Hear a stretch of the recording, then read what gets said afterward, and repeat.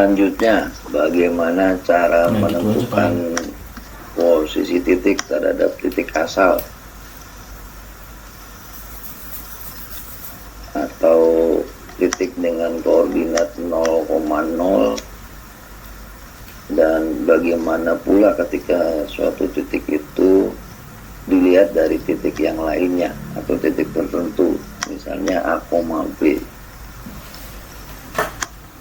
Perhatikan dalam perkemahan di bawah ini, kita sudah buatkan zona perkemahan ini pada sebuah koordinat kartesius. Ini kita anggap titik asal 0,0 sebagai pos utama, ya, sebagai pos utama. Titik asal ini sebagai pos utama. Di denah perkemahan ini, misalnya kita lihat posisi pasar, ya, kita lihat posisi pasar terhadap pos utama. Berapa koordinat posisi pasar ini ketika dilihat dari pos utama? Maka caranya kalian tinggal lihat bahwa posisi pasar ini dari pos utama, dia akan memiliki 4 satuan ke kanan dan 3 satuan ke atas. Ini pasar, ini pos utama. Maka ketika pasar dilihat dari pos utama, berada pada koordinat 4,3, 4 satuan ke kanan dan 3 satuan ke atas. Contoh lain, misalnya kolam, ini kolam, ketika dilihat dari pos utama, maka koordinat dari kolam ini dilihat dari pos utama itu berkoordinat 3 satuan ke kiri, ya, 1, 2, 3 ke kiri dan 3 satuan ke bawah, 1, 2, 3, sehingga posisi atau koordinat kolam dilihat dari pos utama memiliki koordinat -3,3. Contoh yang lain, misalnya tenda 1. Ini tenda 1. Letak atau posisi tenda 1 di sini. Ketika tenda 1 ini dilihat dari pos utama, maka dari pos utama 2 langkah atau 2 satuan ke kanan, tidak bergerak ke atas atau tidak bergerak ke bawah kembali untuk mencapai tenda 1 dari pos utama, sehingga tenda 1 ini memiliki koordinat atau posisi dilihat dari pos utama itu berkoordinat 2,0.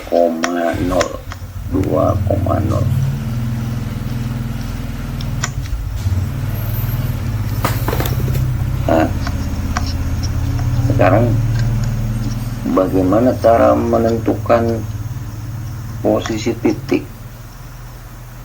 ketika dilihat dari titik yang lain, tidak hanya dilihat dari titik asal atau titik dengan koordinat 0,0. Coba perhatikan denah perkemahan yang tadi. Ini denah perkemahannya. Kita lihat misalnya pos 1. Ini pos 1. Pos 1 mana? Pos 1. Nah, ini pos 1. Pos 1 ini kita lihat misalnya terhadap tanah lapang. Nah, ini tanah lapang. Jadi pos pos 1 ini ketika dilihat dari tanah lapang itu posisinya berkoordinat berapa, berapa. Langkahnya sama ketika kalian menentukan posisi suatu titik terhadap titik asal, sehingga pos 1 ini ketika dilihat dari tanah lapang, kalian bisa lakukan dari tanah lapang ini kalian harus melangkah 6 satuan ke kanan, berarti 1, 2, 3, 4, 5, 6, kemudian dilanjutkan melangkah 2 satuan ke atas. Ulangin ya, ini pos 1, ini tanah lapang. Dari tanah lapang ini kalian bisa lakukan dengan melangkah ke kanan 6 langkah, 1, 2, 3, 4, 5, 6, kemudian dilanjutkan melangkah ke atas 2 satuan, sehingga pos 1 ini ketika dilihat dari tanah lapang berkoordinat 6,2.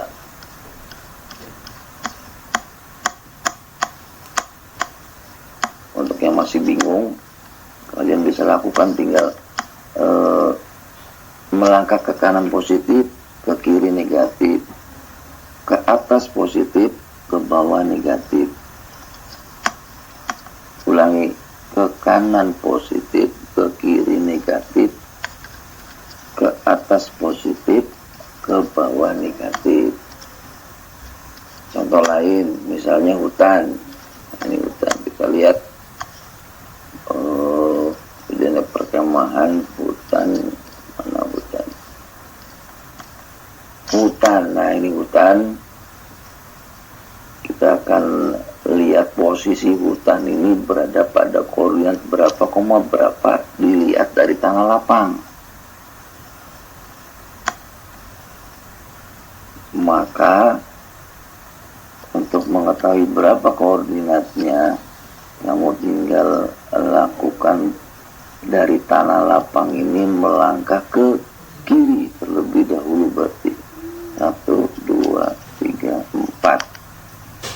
4 satuan ke kiri, dilanjutkan ke atas 2 satuan, 1, 2, sehingga koordinat dari hutan ketika dilihat dari tanah lapang berada pada posisi atau koordinat min 4,2.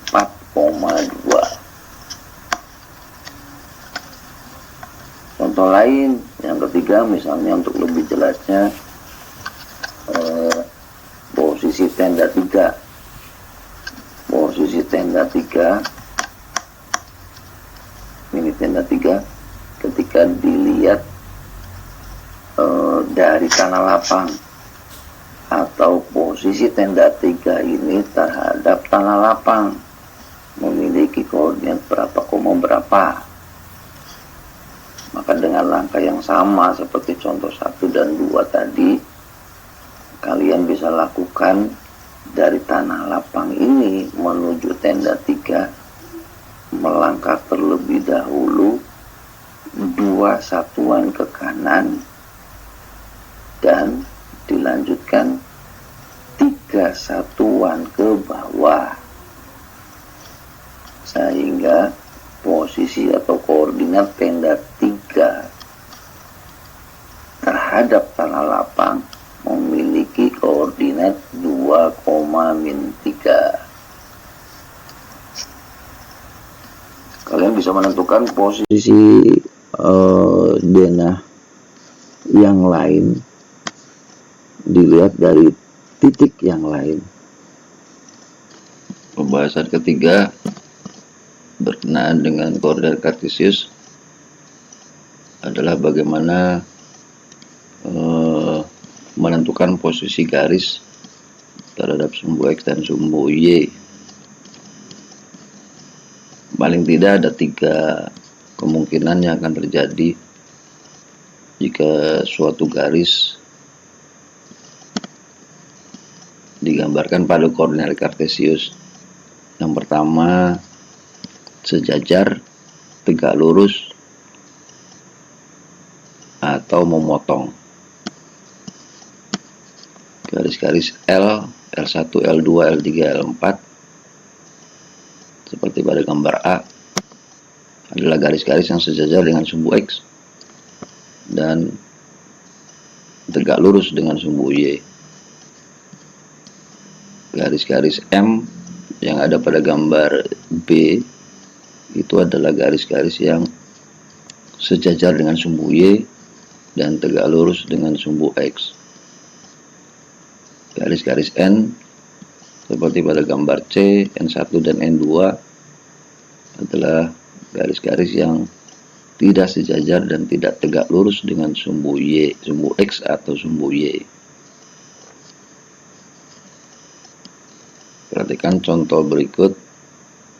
Diketahui titik A, B, dan C dengan koordinat titik A 3,2, titik B 3,6, dan titik C min 5,2.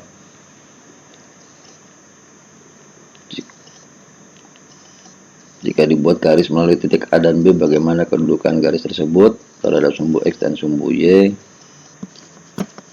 Jika dibuat garis melalui titik A dan C, bagaimana kedudukan garis tersebut terhadap sumbu X dan sumbu Y? Seandainya pula jika dibuat garis melalui titik B dan C, bagaimana kedudukan garis tersebut terhadap sumbu X dan sumbu Y?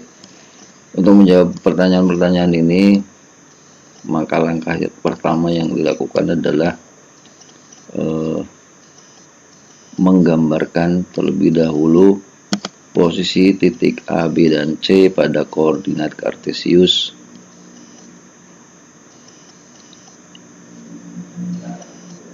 Seperti nampak pada gambar. Ya, ini posisi titik A 3,2, titik B 3,6, titik C min 5,2. Maka selanjutnya hubungkan titik A dengan titik B ini menjadi sebuah garis AB yang ditandai dengan garis berwarna hijau. Kemudian titik B dengan C ini kita hubungkan menjadi sebuah garis BC yang ditandai dengan garis berwarna merah. Begitupun titik A dengan C kita hubungkan menjadi sebuah garis AC ditandai dengan garis berwarna biru.